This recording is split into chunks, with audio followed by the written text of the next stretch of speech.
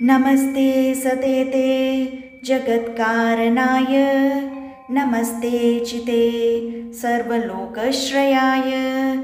नमो द्वैत्यतत्त्वाय मुक्तिप्रदाय नमो ब्रह्मणे व्यापिने शाश्वताय त्वमेकं शरण्यं त्वमेकं वरेण्यं त्वमेकं जगत्पालकं स्वप्रकाशं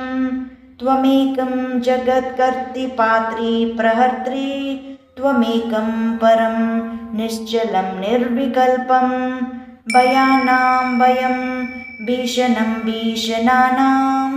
गतिप्राणिनां पावनं पावनानां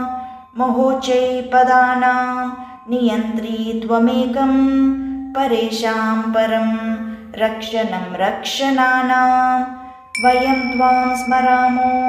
वयं त्वां भजामो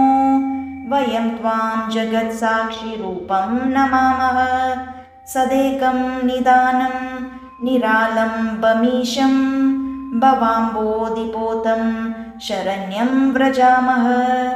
न तस्य कश्चित् पतिरस्ति लोके न चेशिता नैव च तस्य लिङ्गं सकारणं करणादिपादिपो न चास्य कश्चित् च नीतना चाधिपः तमेश्वराणां परमं महेश्वरं तं देवतानां परमं हि देवतं पतिं पतीनां परमं परस्ताद् विदामदेवं भुवनेशमीड्यं त्वमेव माता च पिता त्वमेव बन्धुश्च सखा त्वमेव विद्या द्रविणं त्वमेव सर्वं मम देवदेव।